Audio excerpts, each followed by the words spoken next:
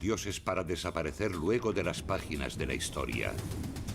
El descubrimiento de su secreto lugar de reposo 3000 años después reveló tesoros indescriptibles.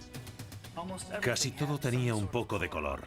Era una serie de objetos magníficos y opulentos.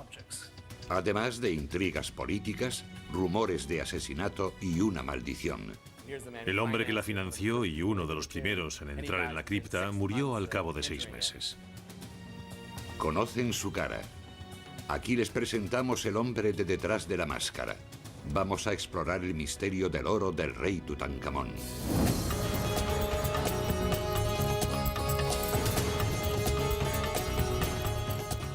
Misterios de Egipto. El oro del rey Tut.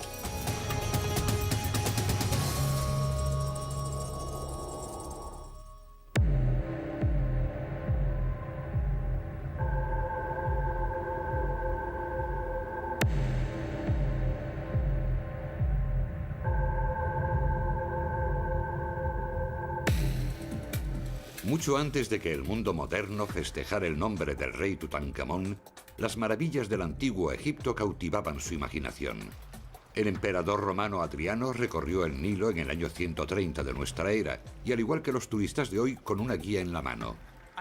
Estoy segura de que, al igual que hoy, durante el Imperio Romano se podía contratar un guía local para que nos relatase cuentos maravillosos y mucha información falsa. Los templos desmoronados de Tebas, a más de 4.500 kilómetros al sur del Cairo, eran un lugar de destino popular para estos antiguos turistas. Algunos se dirigieron a un valle cercano salpicado por tumbas en forma de cripta que albergaron las momias de los faraones.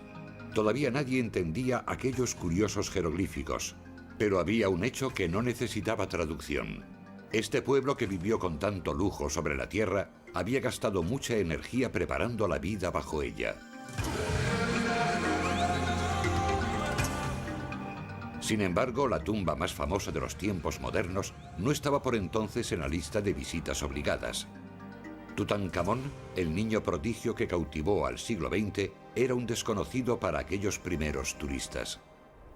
A nosotros, que hemos nacido después del descubrimiento de la tumba de Tutankamón, que se ha convertido en parte de nuestro legado cultural, nos cuesta creer que hubo un periodo en el que Tutankamón fuera desconocido. Los historiadores saben que gobernó durante un periodo corto, que empezó llamándose Tutankatón y que luego lo cambió por Tutankamón, pero saben relativamente poco sobre él. ¿Quién era este objeto decorativo faraónico? ¿Cómo permaneció oculto junto con su tesoro tanto tiempo entre las ruinas egipcias? Tutankamón vivió en una época muy interesante y caótica de Egipto.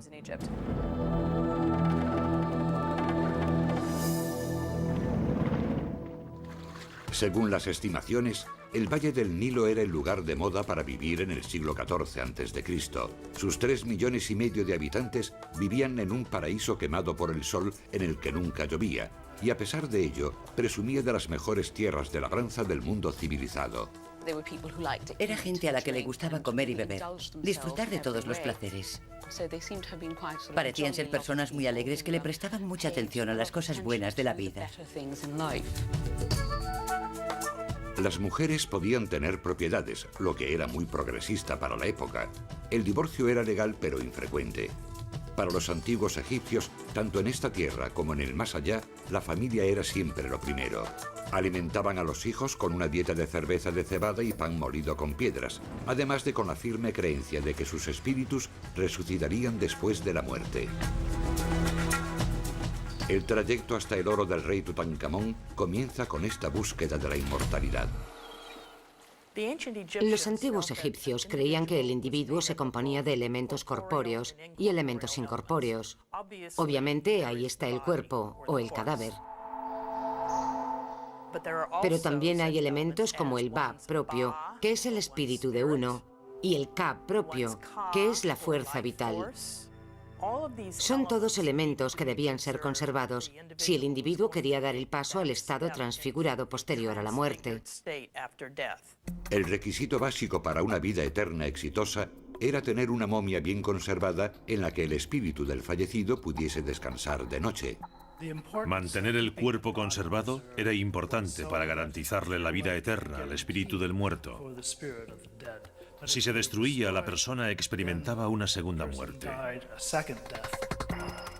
Y era imposible recuperarse de esa aniquilación. Los egipcios adinerados construían tumbas complejas para proteger sus momias y las llenaban literalmente con todos los objetos de la vida cotidiana. La idea era que en el más allá vivían el mismo tipo de vida, solo que mejor y para siempre.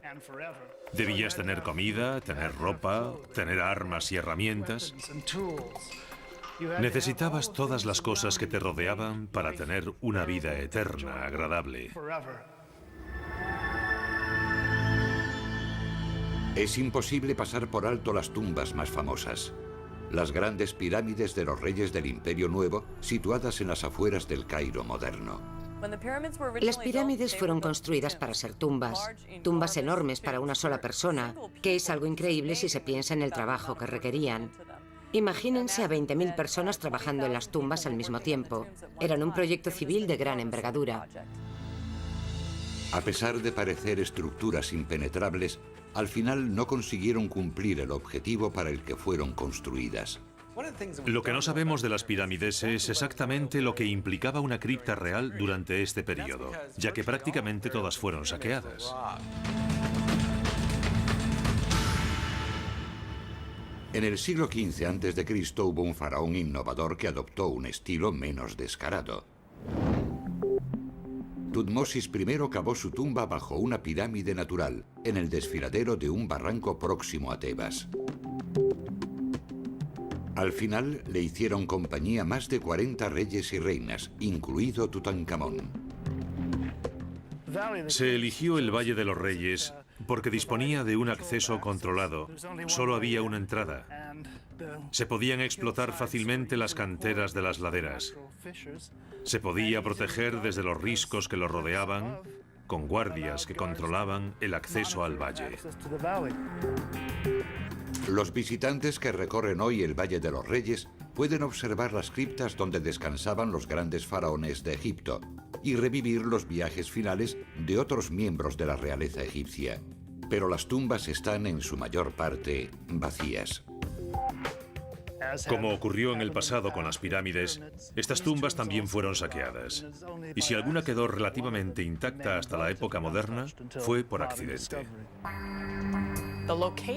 La ubicación de la tumba, justo en el centro del valle, según se entra, significaba que cuando había ocasión de construir una tumba en la zona, se llenaba completamente de escombros. Pasaron miles de años antes de que un cierto arqueólogo descubriese la ubicación de esta tumba y desvelase el misterio que rodea a su ocupante, Tutankamón.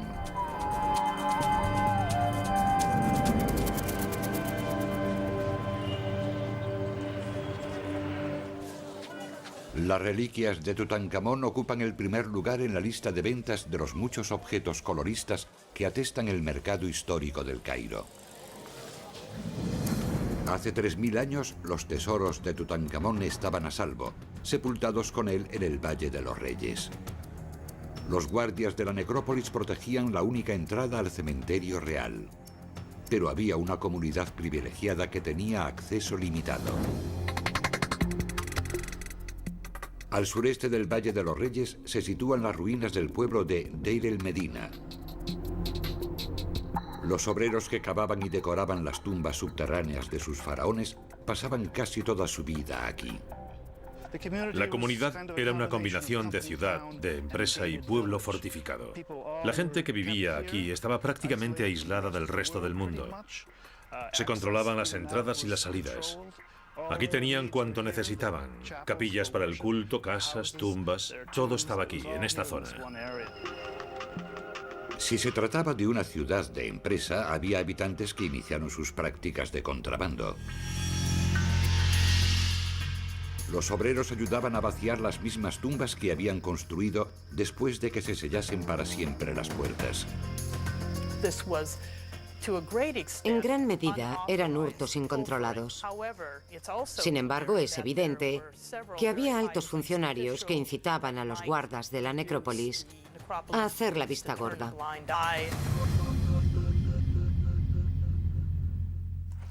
A principios del siglo XX llegó a Egipto una nueva estirpe de ladrones de tumbas.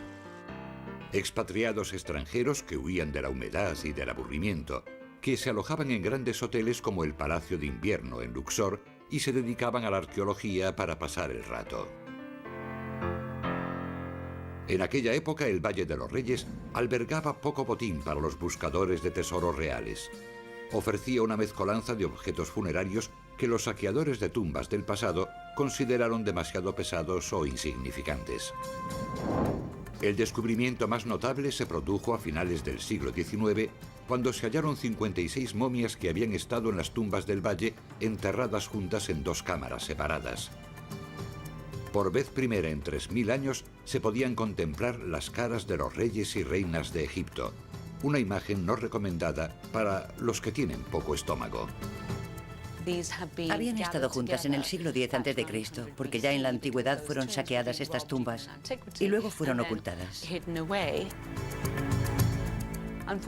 Por desgracia, no estaban en su sitio las envolturas primitivas. Estas momias fueron embalsamadas de nuevo en la 21ª dinastía. Todavía no le había tocado a nadie el premio gordo, una tumba intacta con todos los objetos funerarios y los tesoros que querría con él un faraón respetable. Sin embargo, había indicios de que el escurridizo rey Tutankamón seguía residiendo en el valle. Hallaron un cofre con objetos. Muchos eran restos de comida, las obras de la fiesta funeraria del rey. Los egipcios celebraban una especie de velatorio como los tradicionales de hoy en día, en que la gente hacía fiesta. Era como una despedida al rey. Enterraban los platos utilizados en la fiesta funeraria en la parte exterior de la entrada de la tumba, porque era el último objeto que había poseído el fallecido y debía formar parte de la tumba. Theodore Davis, un abogado metido a arqueólogo, halló estos objetos en 1907. Lamentablemente no era un buen arqueólogo. Se hallaron hermosas guirnaldas que fueron utilizadas por los asistentes y Davis, para presumir, tiraba fuerte de ellas para demostrar lo sólidas que eran y acababan por romper. Imagínense el resultado de haber sido él quien hallara esta tumba. Por suerte, un avejentado Davis abandonó su concesión en el valle y dejó paso a arqueólogos más concienciados.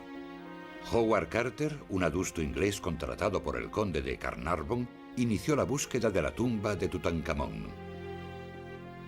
Creía que se hallaba allí. Los demás decían, no, el valle está arrasado. Aunque halles la tumba, estará saqueada, no habrá nada en ella. Carter, impertérrito, inició la limpieza sistemática del valle hasta el lecho rocoso, para acercarse al mundo único de este misterioso y nuevo rey. El Imperio Nuevo fue el período de mayor prosperidad de Egipto y sin duda el período de mayor esplendor del Egipto imperial. Los faraones anteriores al rey Tutankamón habían conquistado territorios en Palestina y en Siria, hacia el norte, y hacia el sur, en Nubia, al otro lado de la gran curva del Nilo. Los egipcios, agradecidos por esta buena suerte, honraron a los dioses con la construcción de grandes templos. La religión egipcia se basaba en gran medida en el mundo natural en que vivían los egipcios.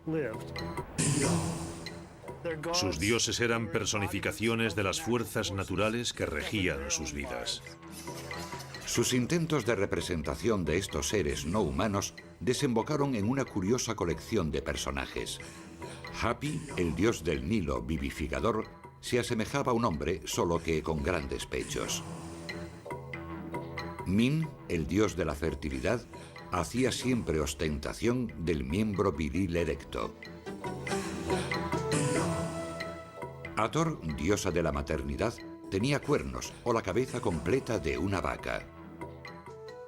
Los animales como las serpientes se podían asociar con la muerte o el renacimiento, por la capacidad de las serpientes para mudar de piel y salir de la tierra. Los pájaros, por su habilidad para volar, se asociaban con las fuerzas espirituales más remotas de la humanidad. Las ovejas, las cabras los lobos, los animales que compartían la vida diaria de la gente, también se asociaban con su nutrición, su bienestar, sus propios intereses en la fertilidad y el renacimiento.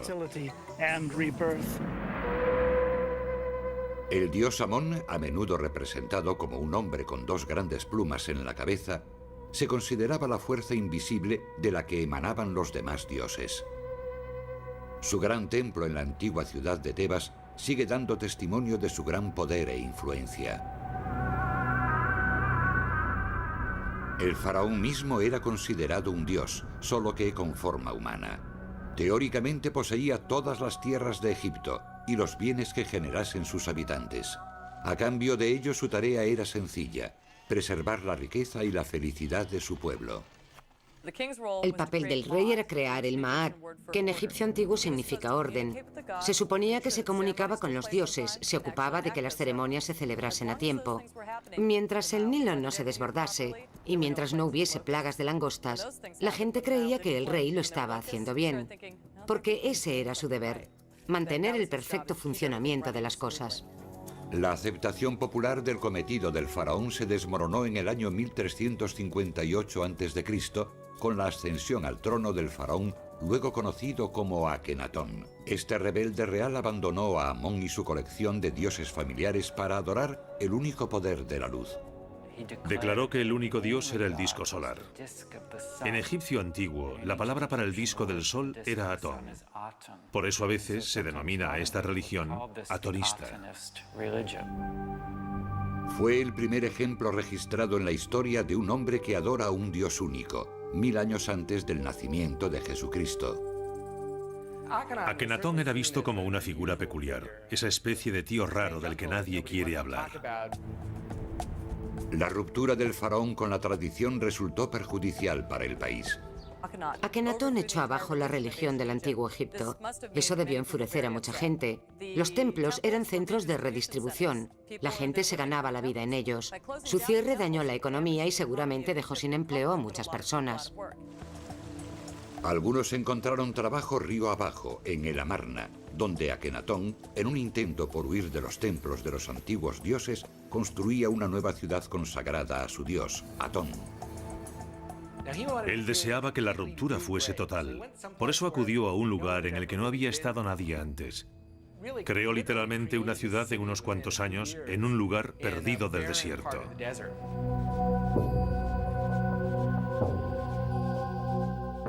Este faraón heterodoxo cambió más tarde el status quo cuando rompió con 2000 años de tradición artística.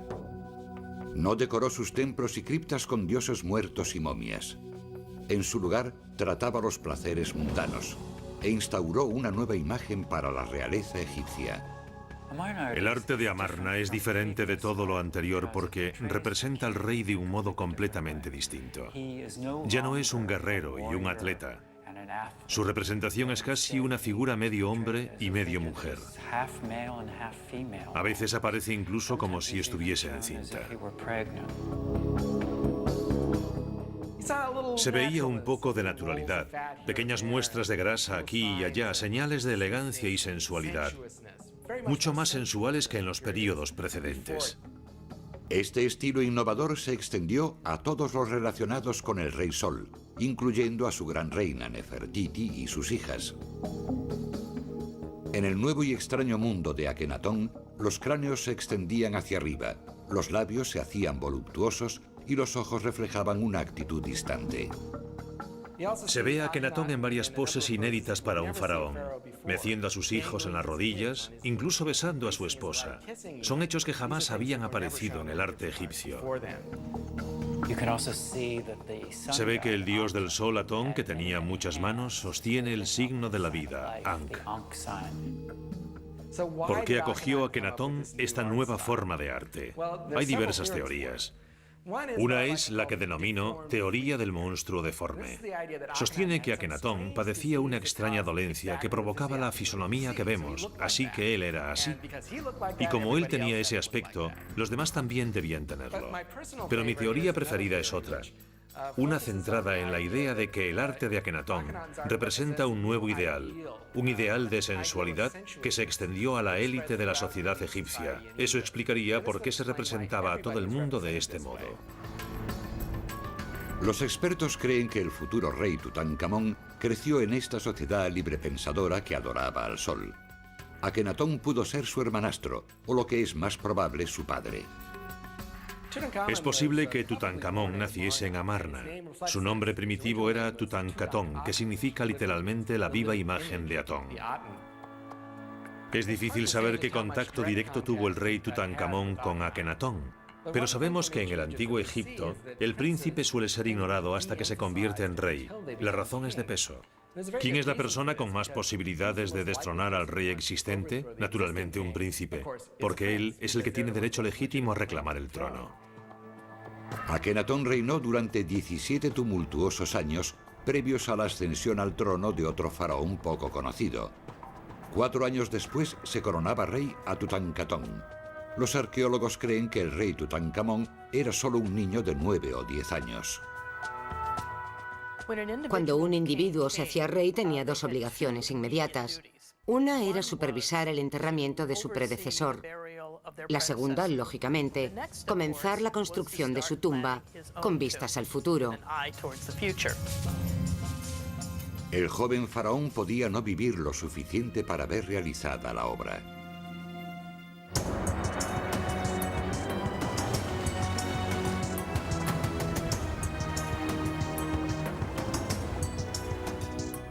Los egipcios saludaban todos los días el ocaso del sol como prueba del ciclo continuo de la naturaleza de muerte y resurrección. En 1922, el ocaso señalaba simplemente el final de otro largo día para el arqueólogo británico Howard Carter. Había movido durante 5 años todas las piedras del Valle de los Reyes sin hallar la tumba de Tutankamón. Lord Carnarvon se había gastado una fortuna en excavaciones que desenterraron poco más que piedras. Carter hubo de suplicarle para convencerlo de que siguiese otro año con la financiación. Carnarvon acabó por aceptar. Carter acudió al último lugar del valle en el que era posible que pudiese estar la tumba. Y lo demás es historia. Un día de noviembre de 1922, los trabajadores de Carter fueron corriendo a comunicarle que habían descubierto unas escaleras cerca de la tumba de Ramsés VI. Conducían a una puerta con el dibujo de un chacal y 9 cautivos, el sello real de la necrópolis. Las investigaciones posteriores revelaron el sello de Tutankamón. Nadie la había encontrado antes porque habían construido un gorro de obrero sobre la entrada de la tumba. ¿Por qué se puso aquel gorro allí en la antigüedad? No se sabe. Pero como estaba allí, los arqueólogos encontraron el gorro y dijeron, no puede ser aquí. Nadie pone un gorro sobre una tumba real. La entrada de la cripta del rey Tutankamón se encontraba en el suelo del valle y permaneció oculta, cubierta por los escombros de las tumbas posteriores, como la de Ramsés VI, varios metros por encima. Cuando Carter limpió las escaleras de acceso y encontró la entrada bloqueada, notó que había una diferencia entre el recubrimiento de la parte alta y el de la parte baja. Al romper el muro de separación, vio que por dentro también estaba modificado, lo que indicaba que se había horadado un túnel en algún momento. Imagínense lo que sintió Carter. Los agujeros hechos en el muro le hicieron creer que al menos habían saqueado 2 veces la tumba. ¿Qué encontraría finalmente en su interior? El corredor estaba lleno de escombros hasta el techo, de una punta a otra, y hubo que vaciarlo por completo. Se encontró con la entrada bloqueada y sellada con yeso. Practicó un pequeño agujero en la parte superior, echó un vistazo. Y la luz del candil le permitió ver el reflejo del oro en todas partes. En los sofás, las estatuas, los carros, las cajas. Sabía que estaba en una tumba prácticamente intacta. Sí, la habían saqueado, pero el grueso de la misma estaba intacto, en perfecto estado. Se quedó anonadado al ver por primera vez lo que siempre se había imaginado que había dentro de una cripta real. Allí estaba todo. Había una pregunta sin respuesta. ¿También encontrarían intacta la momia del rey? El paciente Carter hizo un agujero en la pared que ocultó con una cesta para esta foto y se encontró en la cripta real. Cuando Carter entró en la cripta real, estaba repleta de hornacinas doradas. De hecho, casi no había sitio para moverse en ella. Dentro de las hornacinas estaba enterrado el rey Tutankamón. Carter estaba emocionado porque los ladrones habían entrado en la tumba, pero solo habían abierto las hornacinas exteriores. Las demás estaban intactas, con el sello de barro en su lugar. Carter supo que dentro de ellas estaría la momia del rey Tutankamón. Cuando se hizo público el hallazgo, Tutankamón pasó a ocupar las portadas de todos los periódicos del mundo. Los turistas acudieron en masa a Egipto para ver la tumba y se pusieron de moda las cosas de Tutankamón. Here's the most popular number of the year, the King Tut Ensemble. That fine young pharaoh was buried in it 3,000 years ago. Tanta atención hizo felices a Howard Carter y a Lord Carnarvon, pero el glamour dio paso rápidamente al tedio. Se tardó 10 años en catalogar meticulosamente los más de 5.000 objetos de la tumba, ya que Carter vaciaba las cámaras de una en una. Estoy en lo que se llamaba la antecámara. Y aunque hoy no causa impresión, cuando entró Carter en la tumba, estaba repleta hasta el techo. Detrás de mí había 2 estatuas doradas de madera que vigilaban la entrada de la cámara mortuoria. Sofás dorados a lo largo de esta pared, con comida. Jarras de alabastro con aceite, tronos y reposapiés. Había carros desmontados en el fondo. Casi todo tenía algo de color.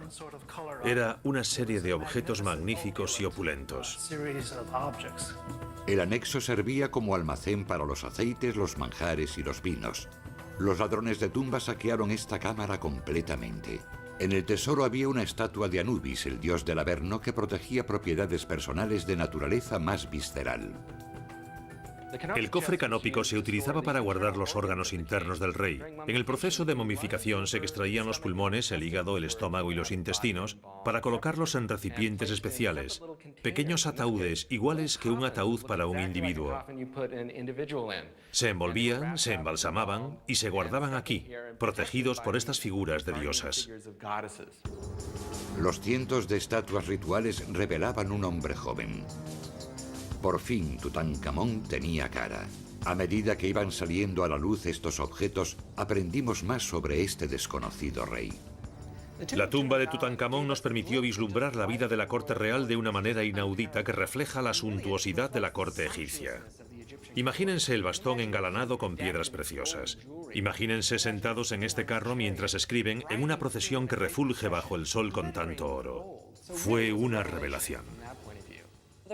También se hallaron pequeños objetos personales en la tumba de Tutankamón, objetos de familia.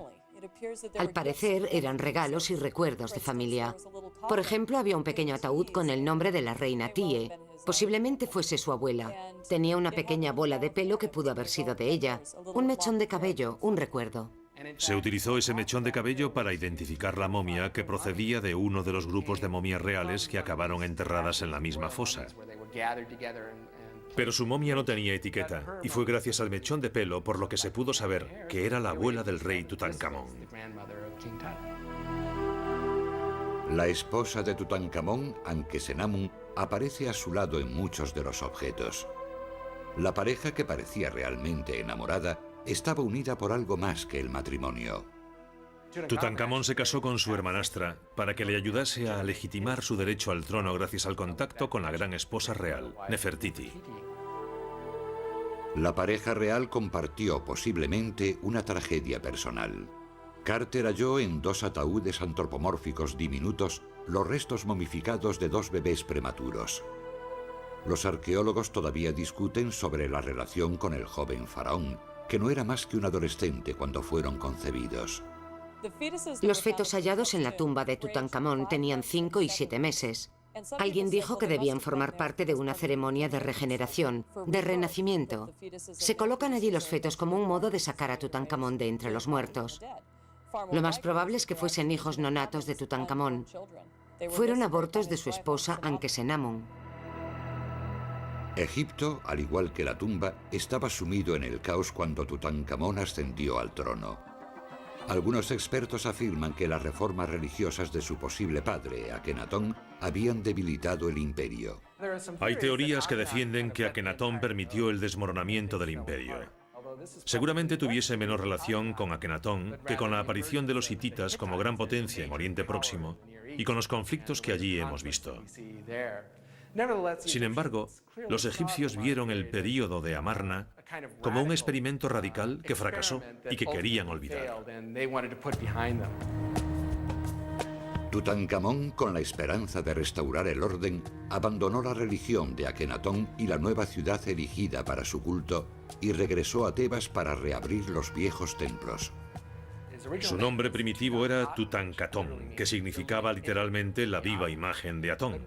Pero cuando se trasladó a Tebas para reinstaurar el antiguo orden, se cambió el nombre por el de Tutankamón, la viva imagen de Amón, que había vuelto a ser el dios supremo de la nación. Cuando accedió al trono era muy joven. Es casi seguro que no era él quien manejaba las riendas como rey de Egipto. A los 8 años de reinado, antes de que pudiese dejar su impronta en el mundo, el joven rey falleció. Durante 70 días, los sacerdotes embalsamaron su cuerpo y prepararon unas honras fúnebres muy elaboradas. Finalmente transportaron la momia a su nuevo hogar en el Valle de los Reyes. La tumba de Tutankamón no es normal, es muy pequeña para ser una tumba real. Casi todos los reyes tenían estructuras más grandes.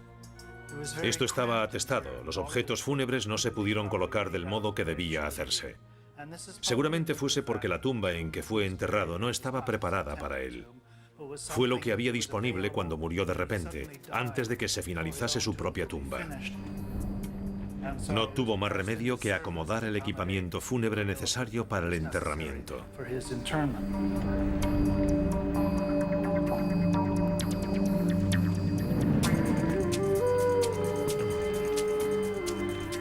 Hoy, la tumba del rey Tutankamón permanece en buen estado, aunque no está tal como la hallaron sus descubridores. Originariamente había una pared que separaba la antecámara de la cripta. Fue construida por los egipcios y tenía una entrada en el medio que estaba cubierta de yeso. Cuando Carter tuvo que sacar el sepulcro dorado que rodeaba el sarcófago, derribó la pared y la entrada para que cupiesen estos objetos enormes. Howard Carter sacó por fin el sepulcro dorado de la cámara mortuoria y pudo perseguir su próximo reto. Empleó un sistema de poleas para levantar la enorme lápida de granito que tapaba el sarcófago de Tutankamón. Dentro, envuelto en un sudario de hilo, halló el primero de los 3 majestuosos ataúdes. El que está por fuera es el más sencillo, recubierto de oro y adornado con dibujos hermosos y jeroglíficos. El ataúd de en medio es más elaborado. Tiene incrustaciones de cristal y piedras preciosas. La parte interior es la del ataúd de oro macizo. El ataúd de oro de 24 quilates medía 1,80 de largo y pesaba 120 kilos. Una muestra audaz de la riqueza del faraón. Es difícil cuantificar el valor actual del tesoro de la tumba. Son objetos de valor incalculable que sería imposible recrear hoy. Sin embargo, si cogemos el ataúd de oro macizo que pesa más de 100 kilos, podemos calcular lo que valdría hoy en dólares, que es $1.200.000. Pero los antiguos egipcios no tenían dólares. ¿Cuánto valía para los antiguos egipcios? Si se fundía esa cantidad de oro, sin tener en cuenta el trabajo del artesano, se compraba un rebaño de 150 reses. No me refiero a reses famélicas, sino a reses de primera. O 50.000 cabras, que son muchas cabras. De vuelta en la cámara mortuoria, Howard Carter abrió el ataúd de oro macizo para encontrarse por fin cara a cara con la momia de Tutankamón. Abrió el último ataúd y vio ante sí la máscara mortuoria del rey Tutankamón. De oro macizo hermosamente trabajada, todavía brillante con la última mano de barniz de los embalsamadores. Tenía lapislázuli como cejas y alrededor de los ojos. El lapislázuli era la piedra más preciada que tenían los antiguos egipcios. No tenían diamantes, esmeraldas o esas cosas. El lapislázuli era lo mejor que podía haber.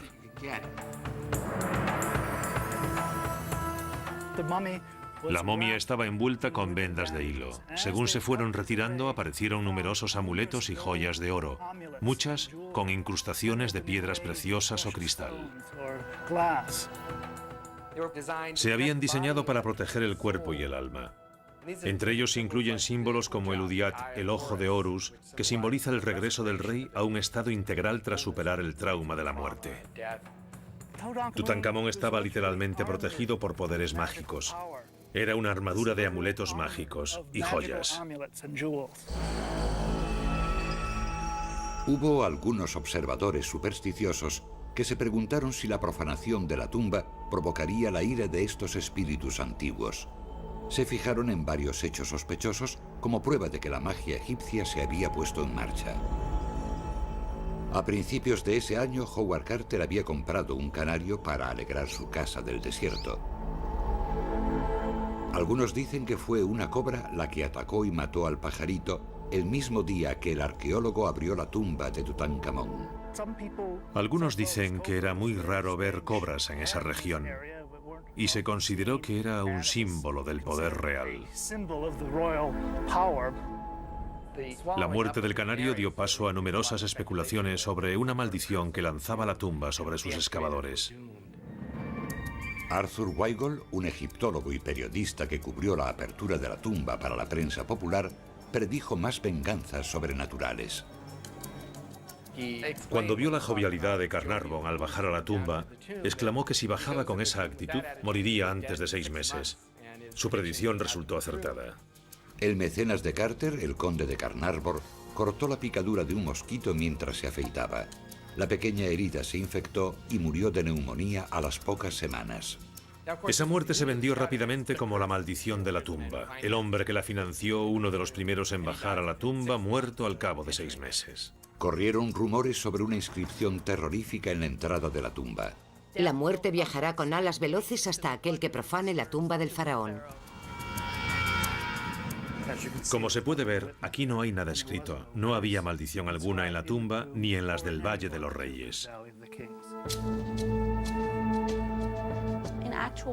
Realmente los antiguos egipcios no eran expertos en maldiciones. Casi todas ellas son muy discretas. Dicen que si alguien viola una tumba, roba objetos o le hace algo a la momia, vendrá del cielo un pájaro enorme, un hipopótamo, un cocodrilo o un escorpión para picar a esa persona. Dicho de otro modo, es un castigo que no sucede necesariamente en cuanto alguien profana la imagen. No es como si le cayese un rayo encima, pero es una abjuración. A los dioses no les gusta que profanen la imagen de alguien. Por lo tanto, quizás en el futuro podría tener problemas. A pesar de la ausencia de una amenaza auténtica, los periódicos pregonaron felices la maldición de Osiris. La muerte prematura de cualquier persona con una mínima relación con la tumba era obra de la venganza del faraón. Un amigo de Carnarvon, el magnate norteamericano del ferrocarril, George J. Gould, cogió un resfriado cuando visitaba la tumba y murió de neumonía. Un mes después visitó la tumba un príncipe egipcio y la maldición debió afectar a su mujer, que lo asesinó en el Hotel Savoy de Londres. En cierto modo, nos sorprende que haya sobrevivido la idea de una maldición referente a la tumba de Tutankamón. Para los griegos y romanos, el antiguo Egipto ya era un lugar misterioso, lleno de cosas mágicas y de sabiduría. Cuando la gente miraba los jeroglíficos, hacía interpretaciones simbólicas de lo escrito, lo que incrementó las fantasías sobre Egipto. Si existía la maldición de Tutankamón, era de efecto lento. De las 22 personas presentes en la apertura del sarcófago, 20 seguían vivas 10 años más tarde. El protagonista principal de este episodio, Howard Carter, vivió hasta bien entrados los 60, muchos años después del descubrimiento de la tumba. Los científicos modernos no creen en la maldición, pero ofrecen una explicación más terrena de las muertes relacionadas con la tumba. La gente puede enfermar al entrar en las tumbas porque son lugares con muchos gérmenes. Básicamente es una habitación grande con un cadáver dentro, y los cadáveres tienden a producir cosas desagradables, sobre todo si es un lugar húmedo o una tumba húmeda. Una de las cosas que aparece con frecuencia es una espora u hongo que se llama Aspergillus. Hay muchos casos de arqueólogos enfermos por la inhalación de estas esporas, que causan una variedad muy peligrosa de neumonía. En cierto modo, se puede considerar que es esta la maldición de la tumba, aunque el motivo es el descuido. Hasta que el aire entre en la tumba hay que llevar puesta una mascarilla, porque las momias están llenas de gérmenes.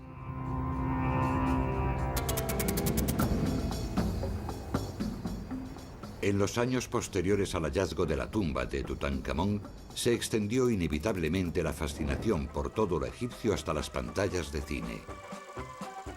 Estas reflexiones imaginativas le dieron al mundo una visión nueva, aunque cuestionable, de la vida en la corte de los faraones. Los arqueólogos, para elaborar un retrato más exacto de Tutankamón, realizaron la autopsia a su momia en noviembre de 1925. Buscaban pistas sobre las causas de su muerte. Podía ser un asesinato, una enfermedad o un accidente. Otras momias reales que habían sido despojadas de su envoltorio en la antigüedad estaban en bastante buen estado para su edad. Pero Tutankamón aún estaba recubierto con los ungüentos originales aplicados por los embalsamadores que lo pegaron a su trono de oro macizo.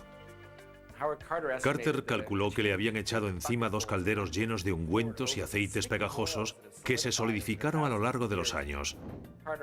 Howard Carter tuvo que utilizar sopletes para eliminar los ungüentos en que estaba recubierta la momia.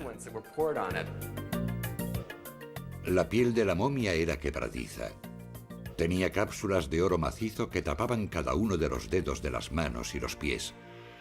La estructura ósea de la momia llevó a los expertos a calcular que el rey tenía 18 años cuando murió. 20 años después, con la radiografía de su cráneo, aumentaron las teorías conspirativas. Las radiografías dejaron ver un pequeño trozo de hueso dentro de la cabeza, lo que provocó especulaciones sobre el asesinato de Tutankamón. Había quien veía indicios de un golpe en la parte posterior del cráneo cerca del cuello. Otros veían una cicatriz en la mejilla. Todo sugiere que el rey pudo haber sufrido un ataque físico o que pudo haber sido un accidente. Pronto saltaron los 2 sospechosos principales. El general Horemheb, el popular comandante en jefe del ejército, podía haber codiciado la corona del faraón. Horemheb, que procedía de una familia humilde, fue ascendiendo hasta llegar a general en jefe del reino de Tutankamón. También se sospechaba del principal asesor de Tutankamón, Ay, un pariente que subió al trono inmediatamente tras la muerte del joven rey. Ay era con mucho el mayor de los 2 y pertenecía a la burocracia civil. Realmente no sabemos hasta qué punto estos 2 individuos eran rivales y se dedicaban a manipular y a conspirar. Realmente no lo sabemos. El pobre Tutankamón tenía 9 años cuando subió al trono. Aquello debió ser una montaña rusa, con las distintas facciones tirando de él, ya que era la figura divina que legitimaba el poder de aquellos que lo manipulaban para lograr sus propios fines. La situación podía ser esta. Tutankamón, con 18 años, se convertía en un hombre. Quizá quisiese hacerse con el poder, y esas personas lo eliminaron.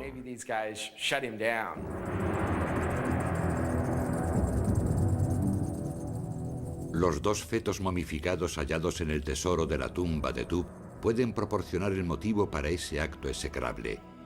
Tutankamón y su esposa, Ankesenamun, no tenían hijos. No había un heredero real que reclamase el trono. Es bastante triste porque tras la muerte de Tutankamón, Ankesenamun le escribió una carta a un rey enemigo en la que decía: «Envíame un hijo tuyo, no tengo hijos. Envíame uno y lo haré rey de Egipto». Ella desapareció de la historia, seguramente asesinada. Aquellos niños podían haber seguido con el linaje, pero murieron antes de nacer y acabaron en la tumba de Tutankamón. Hoy, estos misterios desconcertantes dejan más preguntas que respuestas. No hay pruebas concluyentes que señalen la culpabilidad o inocencia de nadie. ni que demuestren que se haya cometido crimen alguno. Las momias reciben un trato bastante duro en el proceso de momificación, y es posible que ese trozo de hueso sea el resultado de un golpe post-mortem y no de una lesión en vida. Debemos recordar que entre los niños, incluso los príncipes en el antiguo Egipto, el índice de mortalidad era mucho más elevado que el de hoy en día. No hay pruebas que indiquen un golpe mortal o envenenamiento, ni se ha demostrado que fuese asfixiado. Mientras no se examine el cuerpo con medios forenses modernos, no se puede establecer la causa de la muerte. No se puede demostrar que Tutankamón fuese asesinado físicamente, pero sabemos que su imagen pública sufrió un golpe mortal. Horemheb, su sucesor en el trono, persiguió la herejía del período Amarna de tal forma que trató de borrar a sus participantes, incluido Tutankamón, de la historia de Egipto. Tras la muerte de Akenatón no volvió a pronunciarse su nombre. Se referían a él como el gran hereje o el gran criminal. No querían mencionarlo porque en Egipto, al no pronunciar nunca más su nombre, se le destruía para siempre. Horemheb destruyó casi todas las construcciones erigidas por Akenatón. Se eliminaron los recuerdos de Akenatón, Nefertiti y su dios Atón con el ataque y la destrucción de los objetos que habían fabricado. Una de las cosas que hicieron, que es una expresión egipcia del ansia de eliminación, fue que cortaron los brazos de Atón, que se alargan como rayos de sol hasta llegar a Akenatón y entregarle los símbolos del poder y la vida. Así que se dedicaron a cortar los brazos de cada individuo para que los rayos no pudiesen ayudar a Akenatón a conseguir los beneficios de un dios. La eliminación de los reyes de Amarna fue tan exhaustiva que al cabo de 50 años de la muerte de Akenatón, él y Tutankamón habían sido olvidados por completo. Esto puede explicar por qué se conservaron intactas las riquezas de Tutankamón durante tantos miles de años. Una vez más fue borrado de la historia cuando juntaron los reyes muertos, que acabaron en la misma sepultura al final del período de Ramsés. Se puede decir que él no estaba en la lista.